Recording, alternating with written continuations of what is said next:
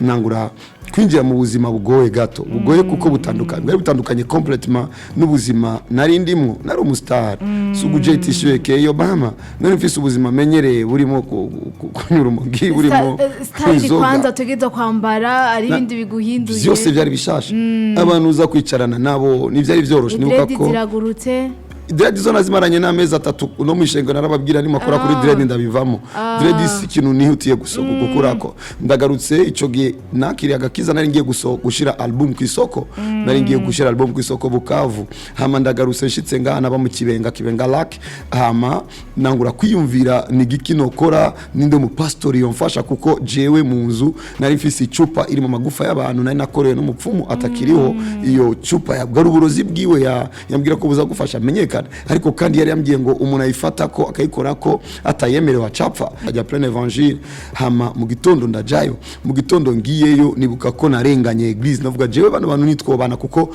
nabonye uri imbere ukuntu yambaye nanje nari nambaye ico gihe nizari zidufata ari byari bihuzu binini byari bigezweho 05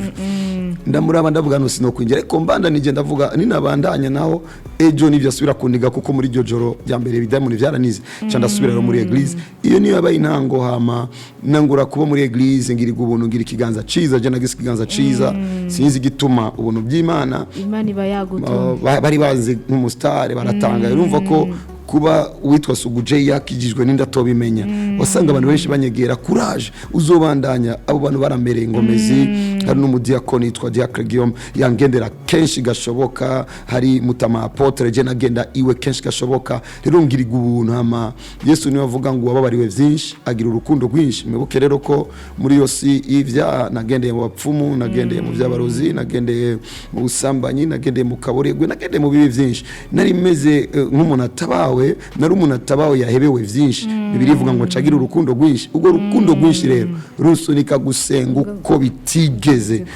bisunika gusindukira muri eglise buri munsi kwirigwa kwishengero bituma nukuri nkuraniro inawezekana ashangae kama unajua mwanangu ule iko na haki za kushangaa kwa nini niseme iko na haki za kushangaa tulikutana naye tuko hapa mjini tukafanya show moja niongea kwa Kiswahili wewe pesa kwa unasikia Kiswahili kuna watu wakinisikia naongea Kirundi wanajua kama sijui Kiswahili hata kidogo na ndio wakati nilikuwa naongea Kiswahili watu wajua kama sijui Kirundi na ndio nikiongea Kiingereza kuna watu wajui kama najua Kirundi Mungu anijalia neema kuongea lugha 4 kwa hivyo wakati wa T-Max ni tulimleta pamoja mimi tulimleta tulifanya pamoja show ya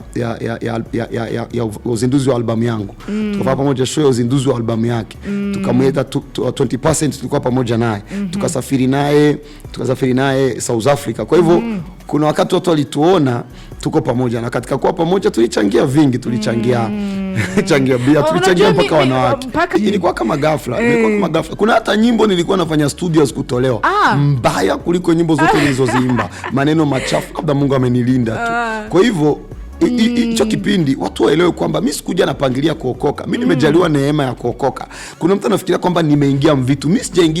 sijaingia mvitu mimi nimeingizwa katika vitu na bali niingize huko na nguvu ndio maana siwezi kutoka huku kwa hivyo kipindi hicho ambacho mimi nimefika hapa tarehe 12 mwezi wa 6 inaonekana Sugu Tishio radio zinanipokea na kuja naongea bwana nitawaumiza watu naongea kama msanii yani marafiki hakuwahi kuwaaga wala siku moja wakuone hata vitu vya kirokole yani wewe ni kitu kimekukujia tu isingewezekana ongea naje na mambo ya kilokole mimi mwenyewe niko na pingo wa lokole mimi nilikuwa nasikia mtu anaongea kwa lugha nasema jamani waongo wako nataja majina wa wachezaji wa mpira Rigobert Songe wanadai lugha nilikuwa sikubaliani na walokole alikuwa akisema mtu Mungu ameniambia kitu naomba yeye Mungu wako maliniogopa si anikute huku nilikuwa nawapinga sikuwa naamini vya Mungu lakini waelewe kwamba Mungu akikutaka na kukuta popote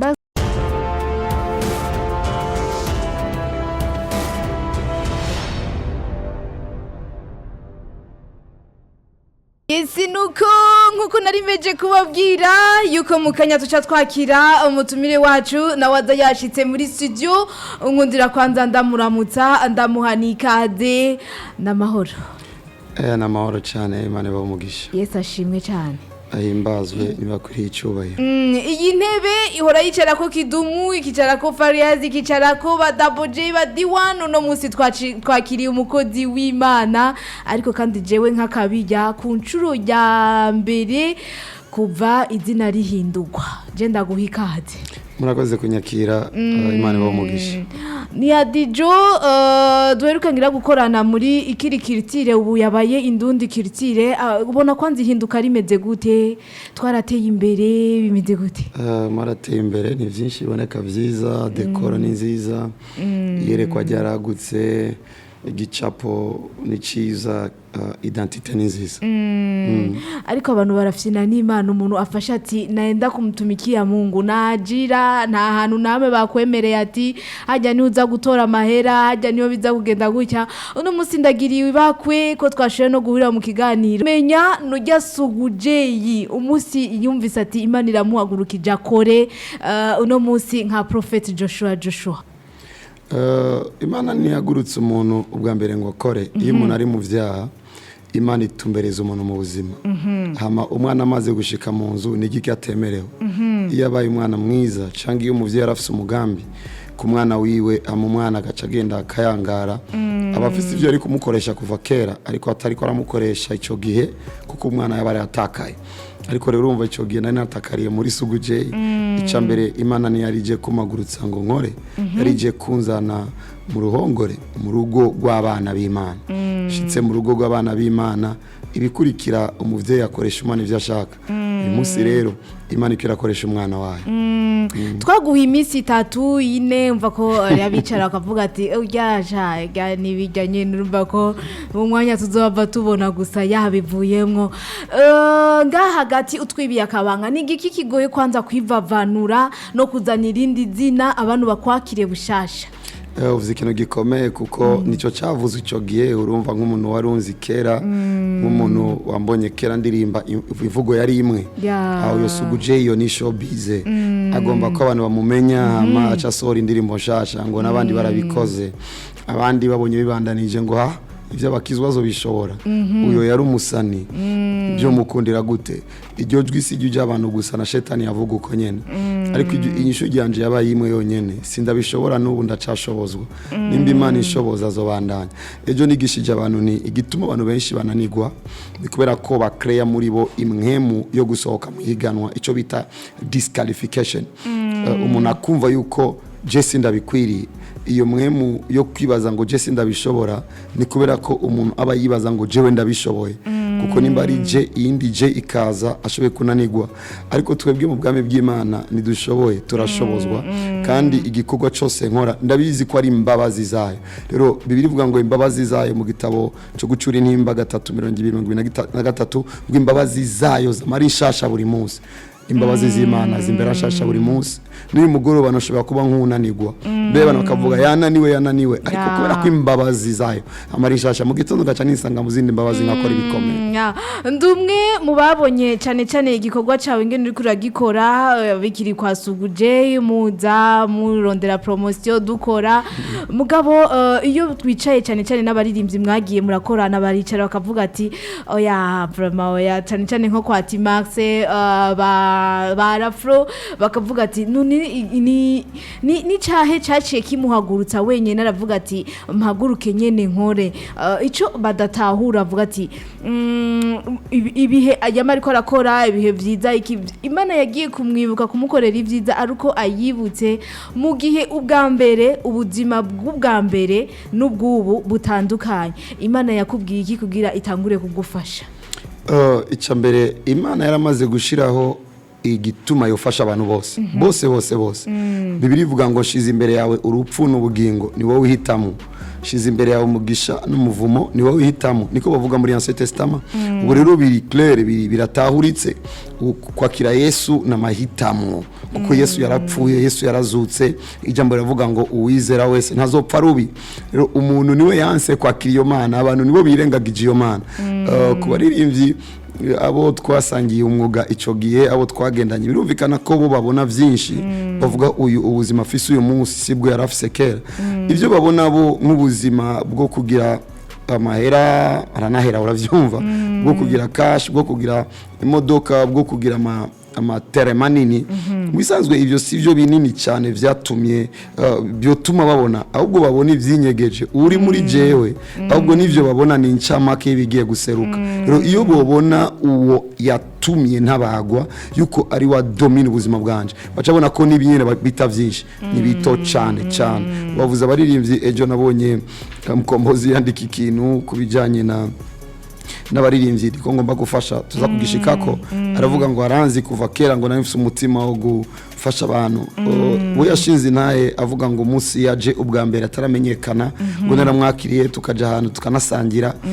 rimwe na rimwe namanemeza ko umuntu yavukiye icyo azoba naho yoba yataye inzira cyo gutuma bibiri ivuga ngo ntarakubumbira mu nda kwa mama nari ndakuzi rero Imana mu bumana bwayo yarangiriye ubuntu irantumbereza kugira ngo shobore kubaho izo ngomezi rero ni Kristo muri jewe rero kuba mfise Yesu mfise byose ibyo babona byose bakavuga ngo umugisha ivyo ni incamake rero tugende tumenye toyi byatanguye gute uno musugeze kuba profete byaje muri wewe uratangura waraciye kuba umupastere uraca gutyo uno musari abantu bisi baba bakeneye kumenya historia yawe neza abantu bacibaza ati none byaciye bigenda gutya byaje biduga gute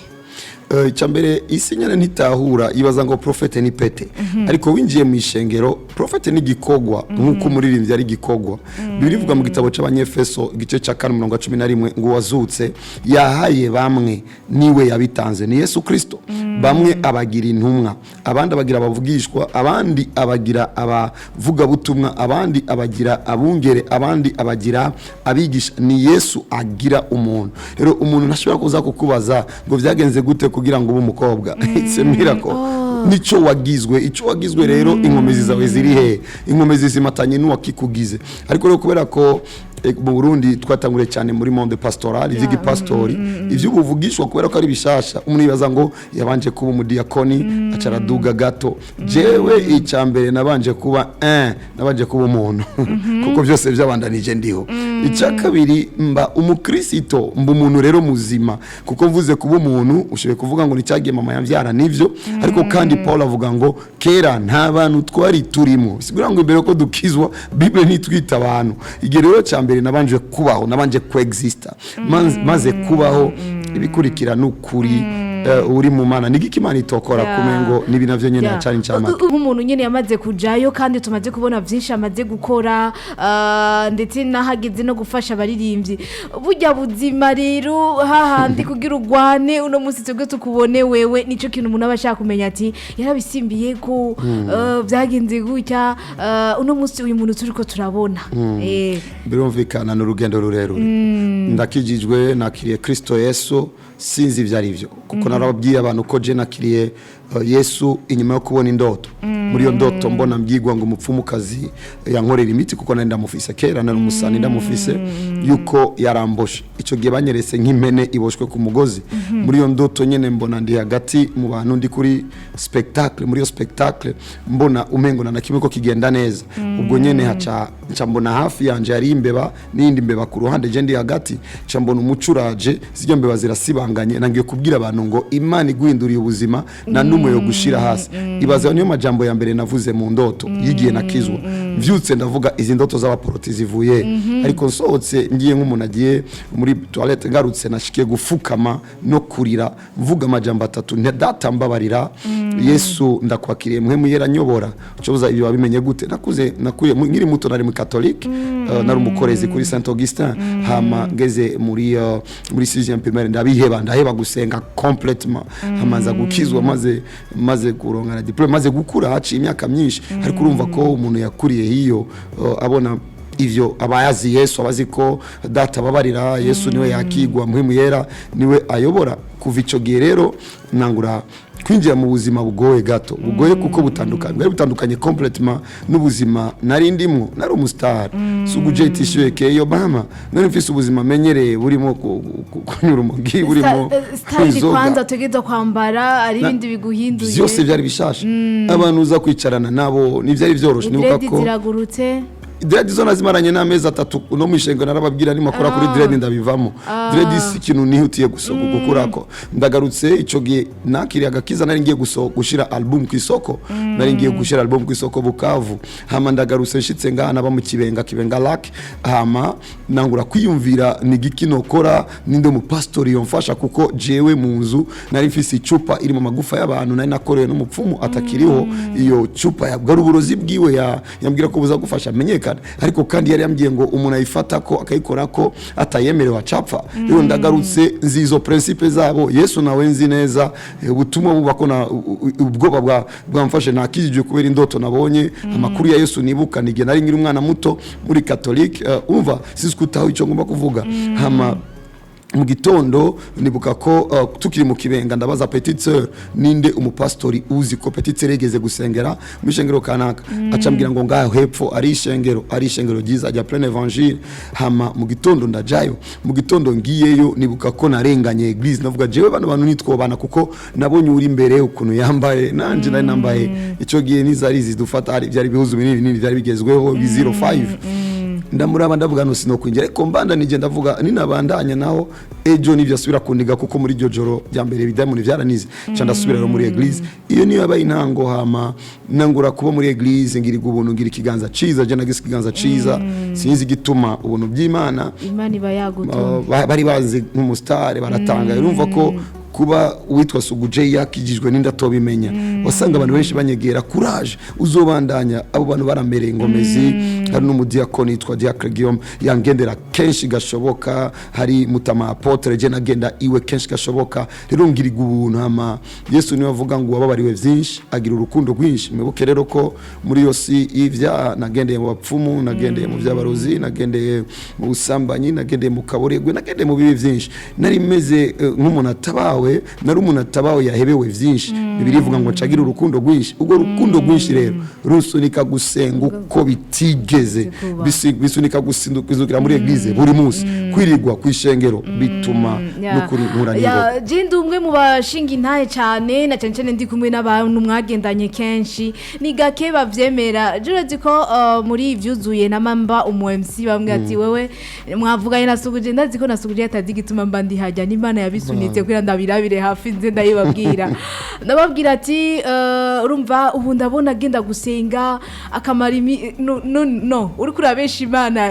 ari ibintu Imana isi iguha itagusabye na force nyinshi uwo kugenda kujyama iyo misi ukaza gutyo ukaza iyo ntabwo ati hariyo n'ahantu igihanga je nishikiye nkabona ari ahantu ngaha mugabo urumva ko hari umuntu akivuga ati oya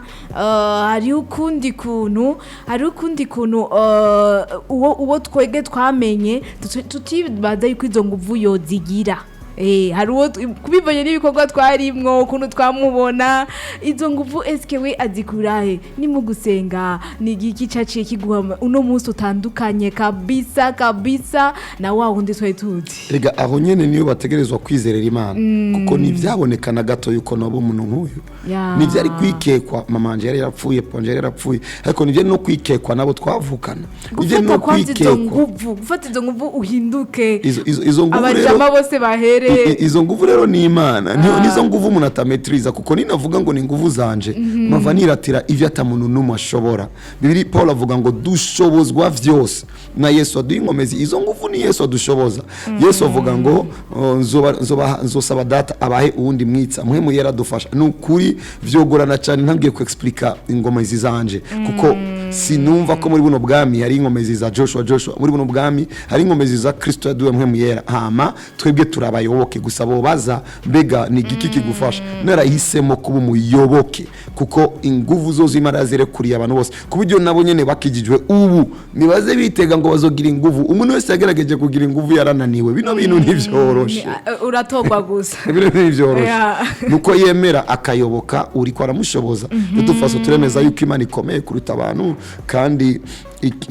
ibigoye ibigora abagabo ariko umugabo w'abandi bagabo ari we Imana ntibishoboye kumugora rero turi kumwe n'Imana uno biroroshye munsi uri kimwe mu citegererezo yuko iyo Imana uyiyobokeye igukorera kuko hariho n'ubundi buzima twagiye tubona ujamwo uno munsi rero twaje ahubwo n'ikintu kinini uje gutegura ahubwo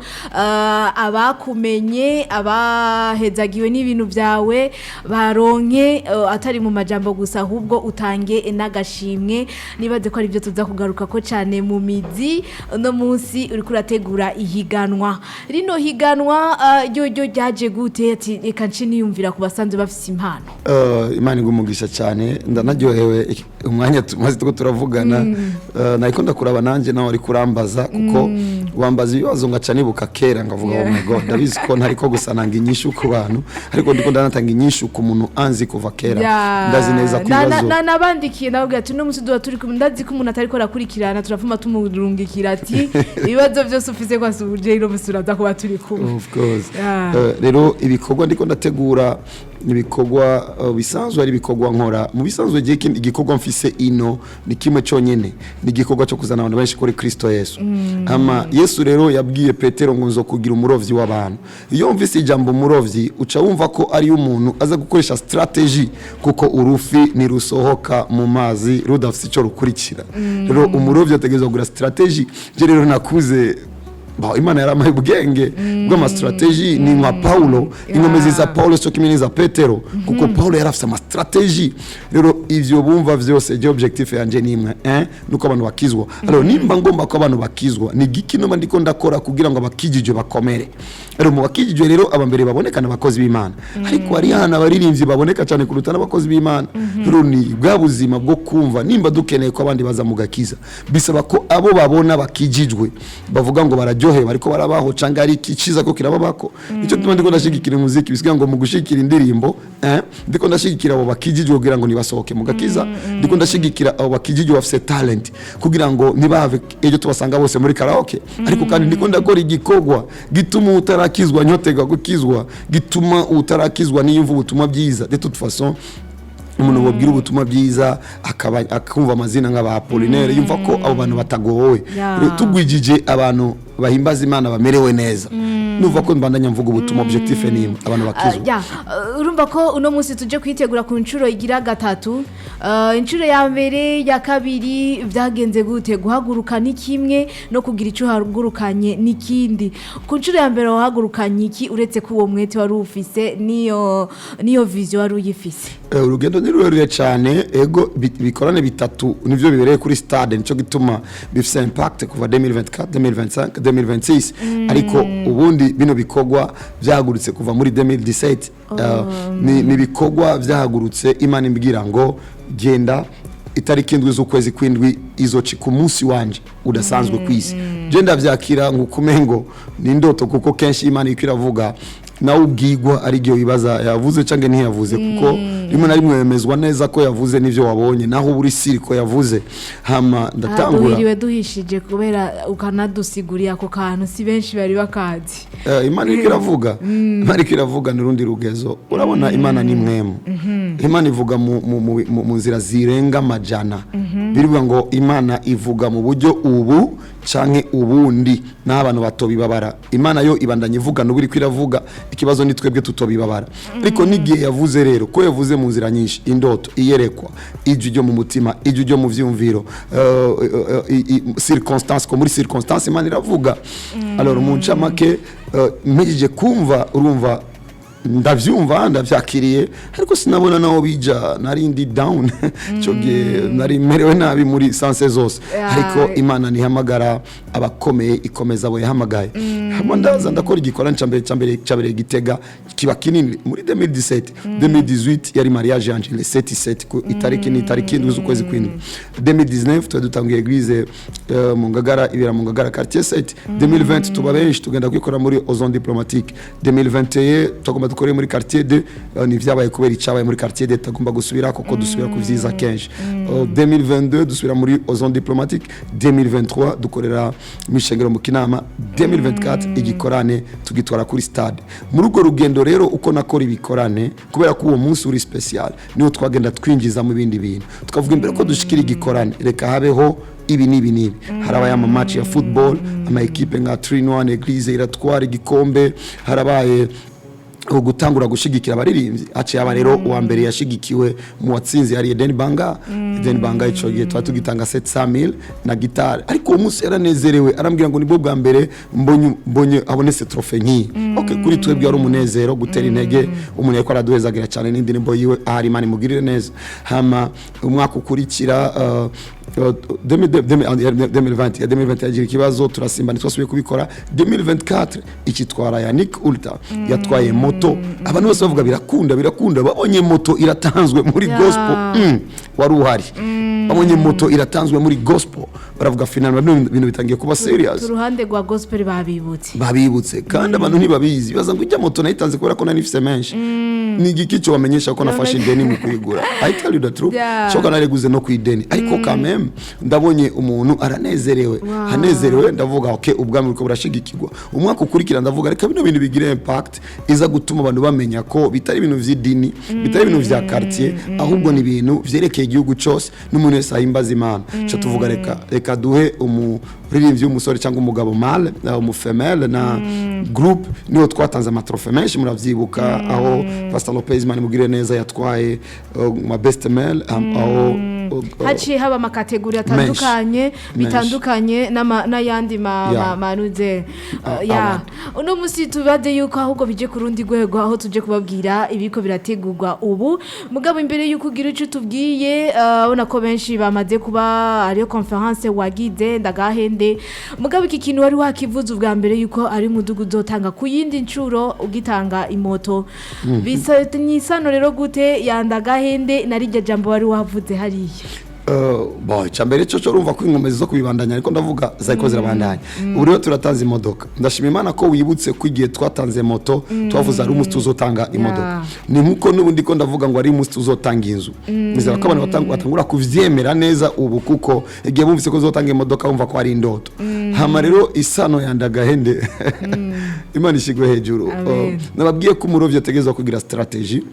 kandi rero iyo umurovyi afashe igera agashira ko mixer bayita chambo usuko abayitaye abagomba gukwega ifi rero ikintu cyose cyo tuma dukwega abantu kuri Kristo tuzokomera tugikore kugira ngo abantu baze kuri Kristo cyane cyane kidafise problem mu ncama kimodoka yategezwe gutangwa mu cyo twita buri mwaka ivyuzuye award bizobandanya ariko ubu kubera ko twatanze imodoka kandi araka modoka gato cyo gituma twavuze ngo tugahende ariko umunsi tuzotanga inzu tuzovuga ngo tuyihende umunsi tuzotanga urupango tuzovuga ngo turuhende umunsi tuzotanga ikamyo tuzovuga ngo tugihende ni byinshi bivana cyo twatanze abantu bavyakiriye nayo bavuga ati none ikintu cyose warinze utegurira competition amukacuka ngoka kandi hariho n'abantu n'ukuri batako bafise kandi izo baramahirwe ku muntu yagatwaye kubera iki kwanza kugafata gutyo ndibuka ko kenshi Imana yakunda kunyita kana kanje Joshua sukungira muto nuko Valera bivana n'amatwi bavyumvise akantu wagahaye akantu gashobora kuba keza tujya tumodoka na hari duto bien sûr ni gato ndagahende kanumvikana ko ari gato kandi ariko kandi uje mumodoka ufise agaforme keza nariko ndavuga ati je ndamuherukanye ni ari suguje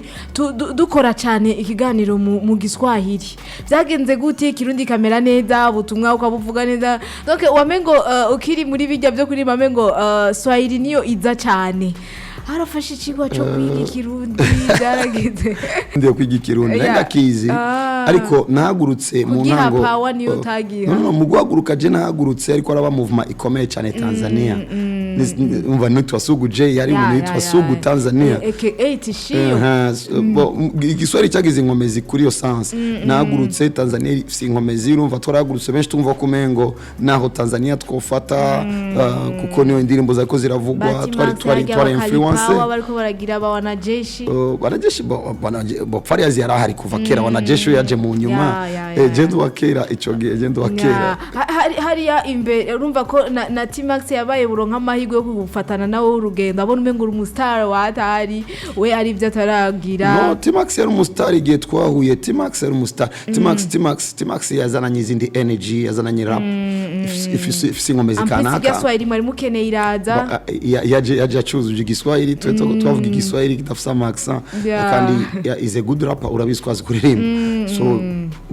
rwabaye urugendo gusimana ihuza abantu mbere twahujwe cyane niki bujugira ngo twarakoranye indirimbo nyinshi. Kwa nini hakuna mtu mwanashangaa sana kuokoka kwako kama T-Max? Inawezekana ashangae kwa maana yeye unajua mwanangu ule iko na haki za kushangaa. Kwa nini niseme iko na haki za kushangaa? Tulikutana naye tuko hapa mjini tukafanya show moja, niongea kwa Kiswahili wewe pesi kwa unasikia Kiswahili. Kuna watu wakinisikia naongea Kirundi wanajua kama sijui Kiswahili hata kidogo. Na ndio sio wakati nilikuwa naongea Kiswahili watu wajua kama sijui Kirundi. Na ndio nikiongea Kiingereza kuna watu wajui kama najua Kirundi. Mungu anijalia neema kuongea lugha 4. Kwa hivyo wakati wa T-Max ni tulimleta pamoja mimi na tulifanya pamoja show ya uzinduzi wa albamu yangu. Tukafanya pamoja show ya uzinduzi wa albamu yake. Tukamweta 20% tulikuwa pamoja naye. Tukasafiri naye South Africa. Kwa hivyo kuna wakati watu walituona tuko pamoja na katika kuwa pamoja tulichangia vingi, tulichangia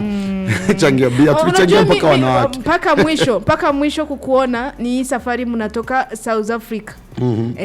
Ndo hapo ulikuwa kama unakuja sasa mziki uendelee, baadaye akaenda kugeuza sasa makazi yangine. Pale nilikuja na hasira kali, nilijua nakuja kuwafuta watu, nitoka South Africa niko na album ya video ya kiwango cha juu, album ya video. Na watu ambao nimefanya nao video wanajua huyu sasa anaenda kukamata mji. Kipindi hicho hata mtoka kinita radio namwambia ngoja kidogo. Nilikuwa na showbiz ya kiaina. Nilifika hapa mwezi wa 6 tarehe kama 12 hivyo za mwaka 2012. Na watu wanasubiria wanatarajia kumuona Sugu J Tissue aka Obama anafanya kazi kubwa. Mwezi wa 9 kumbe kuna mwanaume anawashinda wanaume wote, yuko na mpango na mimi. Kwa hivyo sikuokoka juu nimepanga kuokoka na singepanga kuokoka, na nilikuwa spendi mambo ya kilokole. Nilikuwa nikisikia mtu anasema ni mlokole nasema wa jamani ndo wajinga wa kwanza. Yani hii hapa naona ikuchukua muda. Maana umekuja radio, baada ya kukutafuta tena ukakosekana, ukakuja sasa umebadilisha hadi. Ilikuwa kama ghafla,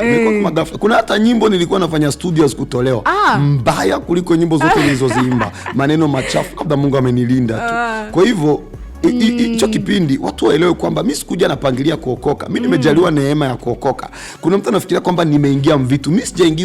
sijaingia mvitu. Mimi nimeingizwa katika vitu, na bali niingize huko na nguvu, ndio maana siwezi kutoka huko. Kwa hivyo kipindi hicho ambacho mimi nimefika hapa tarehe 12 mwezi wa 6, inaonekana Sugu J Tissue radio zinanipokea na kuja naongea, bwana nitawaumiza watu. Naongea kama msanii. Yaani marafiki hakuwahi kuwaaga wala siku moja wakuone hata vitu vya kirokole. Yaani wewe ni kitu kimekukujia tu. Isingewezekana wangine naje na mambo ya kilokole. Mimi mwenyewe niko na pingo wa lokole. Mimi nilikuwa nasikia mtu anaongea kwa lugha, nasema wa jamani waongo wako nataja majina wa wachezaji wa mpira Rigobert Songe wanadai lugha. Nilikuwa sikubaliani na walokole. Alikuwa akisema mtu Mungu ameniambia kitu, naomba Mungu wako maliniogopa si anikute huko. Nilikuwa nawapiga, sikuwa naamini vya Mungu. Lakini waelewe kwamba Mungu akikutaka na kukuta popote. Basi T-Max wewe ushuhuda kabisa. Unajua kuna muda nakaa ati mwanangu siamini mwanangu, na kwa jimbo ametoa hivi karibu na Kingorongoro, umesikia Sugu kaokoka. Mungu ambariki kwenye hiko, Mungu amwekee pesi na Mungu amjalie neema. Ndo mtu wa kwanza tukikaa naye anakuaga na kurudisha mara nyingi. Mara nyeni anakuaga kama kuna vitu anataka ige kwako, ajifunze kwako. Unajua kinyume na hicho. Kipindi mimi nimeokoka. Tulikuwa tunaishi Kibenga na Max. Wakati tunaishi Kibenga na Max, kipindi mimi naokoka nilimpeleka kanisani kila siku. Max mimi ni mwanzo wangu wa wokovu. Nilimpeleka kanisani sana. Mpaka akawa nakutana na watu. Alijua tu utachoka. Mpaka anakutana na watu anaambia, Sugu J mkikutana naye atawapeleka kanisani. So kwa hivyo tulikuwa naye, tulikuwa majirani. Nakumbuka hata siku moja hivi kuna kitu labda yeye akumbuki au labda atakisemaga mwenyewe juu ni vyema mtu kujisemea kitu. Nakumbuka siku moja nimeenda kwake asubuhi mapema. Kama nilikuwa nabidia kumhubiria kila mtu. It is a good man. Unajua kama Max is a good man. Sana. Ni mtu meko na roho nzuri na upendo. He's a good man. Nikisema good man I mean it. Najua nasema nini. Kwa hivyo nilikuwa naenda kwake kumtazama hicho kipindi, nilikuwa naenda kumhubiria, nilikuwa namngangania. Akaniambia mwanangu niko natafuta visa. Mwenyewe anakumbuka nasema nini. Mwanangu niko natafuta visa lakini bado mmishemishe. Nikamwambia acha tuombe Mungu. And I prayed in his house. Nikaomba ndani ya nyumba yake. Nilikuwa bado sijakuwa na experience kama hii ya Mungu, lakini nilikuwa na imani. Baada ya maombi akajibiwa. Alinipaga koti lake. sijui nimelitiaga wapi, ningeliwekaga. Nikaenda siku moja kaambia mwanangu mambo shwari hivi, sawa nitasafiri. Akanipa costume yake, iko costume ya kwanza nimevaa wakati naokoka, maana nyuma ya wokovu mimi costume ningealitoa wapi? Ya kwanza nilivaa kwa yake. Ilikubidi ubadilishe hadi mavazi. Mwanzo nibadilisha mavazi, lakini hivi naweza nikavaa kisi najisikia, maana sidhani kama kuna usumbufu wa kuvaa, nilikuta tu ni uelewa wa watu. Ni ile inakuwa ni mwanzo ujuu chukulie hapa wala uchukulie hapa. Mimi kilichonipa hadi kujongea nikasema huu mtu mbona kadri siku zinaenda mwili unaendelea kukonda na kwenda hivi, huu ni Mungu kweli kunaendelea tu kumwambia afanye hivi? Tuambie neema ambayo yuko ndani ambayo tuelewi sisi. Anachokipoteza mtu mapema ni nguvu za mwanzo. Kila mtu hata mfanya biashara mwanzo wake kwanza kuharibikiwa biashara ni wakati anapona vinaendeka, anaanza kupunguza speed. Hakuna Mkristo ambaye hajui kuwa maombi ndio nguvu ya Mkristo. Na kila mtu anapookoka cha kwanza anafanya ni maombi na mafungo. Sasa watu wengi gisi muda unakwenda wanapunguza hicho ambacho ndo nguvu zao. Lakini mimi gizi siku zinavyoongezeka ndivyo naongeza maombi. Kwa maana kama jana nilikuwa nahusika na watu 1000, leo nahusika na watu 1,000,000. Kama mwanzo wa wokovu nilikuwa nahusika na mimi peke yangu, leo niko na kanisa ambalo ndani watu wengi, nafuatiliwa na watu wengi duniani. Kwa hivyo day after day I multiply prayer, naongeza maombi. Hiki tu sio chepesi. Sio chepesi. Nakumbuka siku moja mke wangu anaambia huyu mtu kuishi naye kweli ni kazi. Huyu mtu unaweza chakula kizuri, kikiwa kizuri sana nakwambia siri. Unajua kwa mke napashwa mume kiaina fulani, lakini ndio maisha yangu ya kuamua kujinyima kwa ajili ya Kristo, kwa maana Kristo alijinyima ili anipate. Kuna vitu ambavyo ungepoteza awali lakini kwa sasa unajivunia hujavipoteza, ni vipi? Kabla sijaokoka, vitu ambavyo ungepoteza kabla, wakati umeanza kuokoka uliona vitu ambavyo vinaenda sasa kama haviko tena upande wako kwa sababu wewe umeokoka. Ulikuwa unatarajia kuweza kama na vivyo vinaweza vikakwenda lakini havikuweza kwenda. Vitu ambavyo vilikuwa katika tabia au kitu fulani ambacho nilikuwa nacho duniani. Watu, wazazi, kuna kupoteza familia, kuna kupoteza marafiki, kuna kupoteza mke, kwa sababu safari yenyewe unaanza mtu haielewi. Nimepoteza watu wengi. Sasa unadhani ningebakia na mashabiki, na wakati mashabiki wako mashabiki ya muziki. Nilipoteza hao kwanza. Cha pili, unajua music kuanzia zamani. Lakini kuna wenyewe wamebadilika wakakuja kukusifia. Walikuwa mashabiki wangu na mashabiki wa Yesu wale. Zamani mashabiki walikuwa wangu. Yesu ndo anawa. Kwa hivyo wale sio wangu. They are not my fans. They are fans of Jesus, na ndo furaha yangu. Kwa maana mimi nitawapa nini kama sio Yesu ambaye niko nawaambia. Kuna kitu ambacho watu wakubaliane nasi. Music ya Burundi kuanzia zamani, labda leo wameendelea kivingine. Ni territory ambayo tulikuwa tukiimba tunasapotiwa na watu ambao hatujui wako Ulaya. Anasema Suguje, ile nyumba yako ni nzuri, $200, $300. Hiyo flow ikasimama hapo, hiyo 100-200 uipati tena. So kuna vingi nilipoteza. Kwanza uniambie, katika hii entertainment man umekaa sana na umeweza kuwajua wengi, watangazaji ima wasanii ambao kwa sasa husikii na unataka ujue habari zao ni kama nani? Wako wengi. Ashanti kwa wapi? Ashanti kashaolewa wa Belgium. Wow, Mungu amjalie. Kakaraja kwa wapi? Kakaraja amefaulu kuingia BBC. Wow, Bilibila najua iko Ufaransa. Wengine ni wasanii wako wengi. Amidu Hassan yuko kwa vya mipira hivi, anakuwa kama kocha hivi. Wow, ukiwa nionea wote waambie na wasalimu. Kuna wengine dada alikuwa alitokea Tanzania. Nani? Adija Hassan. Yuko wapi? Yule ndo ameanza kuondoka kwanza mapema. Akafika hadi Marekani kule, Angleterre. Akakuwa kwamba anawaachia kizazi wa DJ Ashanti, Aisha Muri. Aisha Muri kwa wapi? Aisha Muri naye amefika Ubelgiji. Kwa hivyo sasa watangazaji wote ni kusafiri. Maana kina wewe hapa ghafla tutakukosa. Hapa mimi ndo nimewachukulia nafasi. Kwa hivyo tujiandae na wote ondoka sasa. Sikia ndio. Kikubwa ni tungebaki wengi wangekuwa yani wakajenga, unaona nyuma ya mwaka 2015 watangazaji wengi wamepotea, hadi unakuta kuna utangazaji ambao unakuwa tofauti na kule mwanzo. Ndio maana nawasaidia leo kwa mtu ambaye alikuwa mjui Suguje kutokea kule, nadhani kwamba atapata nafasi ya nadhani kipindi hiki kiko na utamu wake, kwa maana hauko unatafutisha kunijua, ulikutana na unanifahamu kipindi kile. Mara nyingine nakutana na mtangazaji yeye pekee unakuta sorry kwa hilo na waheshimu wote, lakini unakuta kipindi hicho alikuwa tu shabiki. Yeah, Kwa hivyo alikuwa hana hausiki na chochote yani haingii ule ndani kumjua fulani kwanza kusema aache hivyo, unarudia kumwangalia mara pili. Ule ni ule fulani alikuwa hivi, aliacha hivyo akaamua kuwa anavaa hivi. Ndio hivyo deal zimekuwa nyingi kama jinsi unatuambia, watu walikuwa wengi wa kuweza kuwasupport, lakini kuchukua hii hatua na kuambia mtu unaenda hakuna mtu alikuajiri. Unajua kwenda mtu wewe peke ndio unaenda kumtafuta Yesu. Hatujua anakaaga wapi. Hatujui yote utakutana naye saa ngapi. Na kitu ambacho unasema haujui anakaa wapi. It's not easy. Sio kitu chepesi. Unaweza kujifungania hata kama uko mtumishi wa Mungu wa nguvu. Unaweza kujifungania siku 7, you pray that God na haumuoni, unakuja kumwona siku ya mwisho. Remember Elia anamgoja Mungu, anasikia vitu vinaripuka na Mungu hayupo. Anamgoja Mungu, ana tetemeko la ardhi, Mungu hayupo. Katika kitabu cha Wafalme sura ya 19 anasikia tetemeko la ardhi, Mungu hayupo, lakini katika sauti ya ukimya Mungu anakuja. Mungu ni Mungu, hamuogopi mtu, anafanya anachokitaka. Kwa hivyo kumtafuta Mungu ni kushuka na kumwacha yeye atawale. Kuambia watu sasa eti naenda kule siku 2-3, sasa huyo iko nakupatia nini? Kwanza wao unakuwa uko kwenye mtihani, kila mtu anakuwa haelewi, lakini leo ni mtu mpya ambao tunaona nadhani kwamba icyubahiro ni cyinshi ahantu hose uciyubu. Birivuga ngo abo yatoranije abatsindanishirije yabahaye ubwiza. Ahandi bavuga mu Cyongereza he shares his glory with them. Yemeye kubaha ku cyubahiro ciwe. Imana iragaheza kiko. Nibabifate nabi, Imana ntisangira icyubahiro n'umwana w'umuntu. Ariko muri Yohana 1 mu Baroma 8 kuva ku 33 bavuga ngo he shares his glory with them. Yabambitse ubwiza. Ubwo bwiza bumboneka ko ndazi ko atari ubwanje. No bwiza mfise kubera Kristo. Kugumya Kristo kugwiza ubwiza. Voilà, twari gukesha cyane n'umwanya uratujanye, twari dufite byinshi ushobora kuvugana mugabo byiza neza cyo twinjira muri rino higanwa. Hariho wavuze Dagahende mugabo ngo ari imiduga ibiri. Dusigurire neza rero abari uretse ko ari abantu bamwe ko ratwandikira ati kajya kadugana kandi nakajya nakanumva ko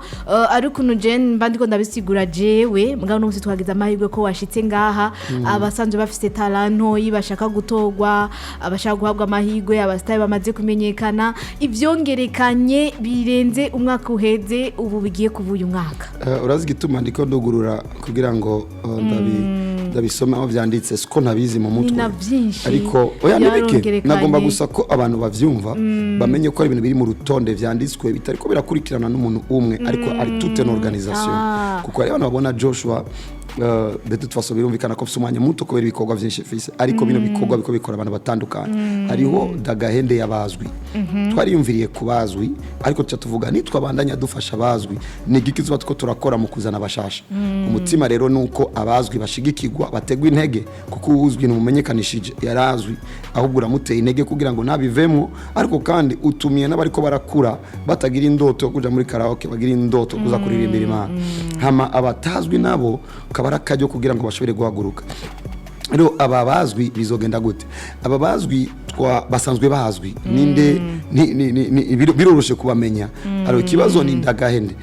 Ninavuga ngo Dagahende birumvikana ko nari gushima kugaho nshaka. Nari kamushira muhira ngambira felicitation ariko nabajije grand public nico gituma procedure zukuntu nzogatanga ziri mu maboko y'abantu cyane. Tubwiye abantu tuti bagende mu biganiro bitandukanye twagiye turakora mu platform nonga barashobora kuvuga ku kibazo je nabajije Dagahende bace bandika gahe kanaka iyo liste yose abo bantu batubwira ko tugaha kugeza itariki 20 tuzoyifata tuce tuyizanira abantu tuze kubiganiro tuvuge ngo biraboneka ko mukundaba mwese mwa propose yuko twogaha umwe muraba ariko muvyumve kazotwara umwe ariko bano bose barabikwiriye. Iyo ni message ya mbere ku bantu. Message ya kabiri ku baririmbyi bino ni vyanyu mubishigikire kuko kuboneka umuntu ashoboye kwiheba gutyo kuko akamodoka nanje no gakoresha kuri taxi ko abonetse umuntu abashigikiye muri ugo rugezo atayindi nyungu kiretse Kristo ahubwo mu bishigikire ni message ya kabiri hacaza rero mbenga ni bande bakeneye kubandanya muri competition kuko bo bazovuga benshi n'abatabishaka canga bumva ko batobibamo muri uno mwaka hamace tuvugana rero n'ababishaka abantu yandikishe abandi tuvugane birumvikana ko bazoba cadre irondera ko tuzana liste rero finale y'abavyemeye tuzana rero liste finale y'abavyemeye cyo tuyizana ku ma platform ikibazo kiraje cyakindi ndagahe nde nimba je nabaje ikibazo je sindi mu bantu baza kuvuga ugatwara ndarindiriye abavuga tumaze rero kuja muri yo party ya kabiri abantu bazosubira kandi batore ku ma platform kuri page ya Prophet of Jesus Joshua bazotora fresh iboneka uwo batoye cyane urabizi bijya biri bikorwa kuri Facebook biboneka hama ivyo bizwarugwa kuri 25% hama zofata ibipapuro vyandiko ko ama liste bari muri competition tubidepose ku bapastori abapastori bakroshe kuko nabo nyene bakwiye kutubwira twogahande iyo ni 25% tuzofata kindi gipapuro tudepose ku baririmbyi nabo nyene bakroshe kuri umwe hama indi 25% ni jiri habo rero umva bose bazombwira ndaga amajeje fata urufunguzo ndaruhe umwe wasanzwe bazo nakujya katakugoye urumva ko bari ibintu bizoba byitondewe hama abatazwi rero ni gute abatazwi uku kwezi kwa kane kuriko kurabaherana bo bararunga ikindi kuri 79 69 88 68 bamaze kurunga 79 69 88 88 pardon gatone navuze igifaransa bamaze kurunga ikindi ngaho twebwe kumera zuko kwezi kwa kane itariki zibiri donc manango kwa gatanu tuzoba duhejeje abo barungika tuce dutoramo indirimbo 28 14 za rap na 14 za R&B hama mu kwezi kwa gatanu tuce tugira ama eliminatoire gukuramo babiri le 9 dukure ko babiri le 16 dukure ko babiri le 30 dukure ko batatu hama haca sigara indwi ce twinjira mu kwezi kwa gatandatu abo indwi ba rap n'indwi ba R&B tubamenyekanishe programme ya mbere nuko bahuza n'umuririmbyi akomeye wa gospel programme ya kabiri nuko bahuza n'umupastori wa kera abafashe kugira ngo abahanure bazokora urugendo rurerure ne babagarukira hagati ko nato turahanurwa programme ya gatatu izoba programme ya mbere nuko bazungurusha bakinjoyinga ya kabiri gura n'umuririmbyi ya gatatu gura n'umupastori programme ya nyuma nugusohora indirimbo yitwa ivyuzuye bazokora indirimbo yitwa ivyuzuye abarapper bakora indirimbo yitwa ivyuzuye aba R&B ndiko ndakora studio nini mu bisanzwe hama baje gukora izo ndirimbo basoca baririmba le 7 ibo niyo umunsi bazohora na public ku munsi w'igikorane ariko umunsi wa competition finale ya 12 kuri source ligne yo tugomba tubikorere abantu bazoza babarabe hamwe uzotsinda muri abo uwo munsi nazotahana imodoka uwa mbere azotahana 2500 mu barap wa R&B atane 2500 bace binjira muri contrat rero y'amezi indwi cyangwa amezi 9 aho basohora indirimbo tubarihiye twebwe na video tubarihiye twebwe bose 14 hama indirimbo izokundwa cyane unaza ngo izokundwa gute birazwi ninde atazi ko Imana yakandika gikunzwe so indirimbo rero indirimbo izokundwa cyane kuruta izindi nyeneyo azocaronga imodoka nawe nyene urumva ko ngaho nukubandanya uri kurakora muri uko kose muri izo competition kubatora kugira gutya gose kugira bamenyekane abantu bekora dukurikira shaka kwibaza ati eske harabamo akamwana wa mama biragenda gutya kwizera yuko uzobatsinze azoba bikwiriye ni cyahe wo twizeza iba inshuro ya kane cyangwa inshuro zingahe ntanga ibintu iyi myaka yose nimba batigeze babona umuntu namuhaye kubera ko tuzinanye bamaze kumenya umutima wanje kubijyanye na bino bintu sinotoba ivyo ndiko ndakora mfise objectif yo ko Yesu yo kwamamara ama Yesu niwe kuri biribwa ngo ijambo ryewe n'ukuri sinumva ukuntu nuzana ikinyoma mu ijambo ry'ukuri bizera Imana après yo ngaho ngo ari abazozungurushwa bashike na Dubai ni profeti nyuma y'ivyo vyose azobaca bagendera mu bihugu ibyahe ubu kwanza ategekanijwe kuja hehe byose nimbari nkenegwa tugende tubimenye imbere yuko adusezera bikikorane giheze inyuma y'igikorane tuzogenda Bunia nandukana kakongo ari gikorane kinini bikora tegura ama tugenda Dubai tugenda Bunia twejeje cha Dubai zo baturi Bunia tuko turategura programme za zindi za Belgique bo hari bikorwa tuzovuga bivanye n'amakalendari yabaye precise twizere ko byose tudoheza tubibabwire ngaha gahunda uko muzoba mwayidushikirije ndetse n'abakundi bakundi cyane bo gukunda yuko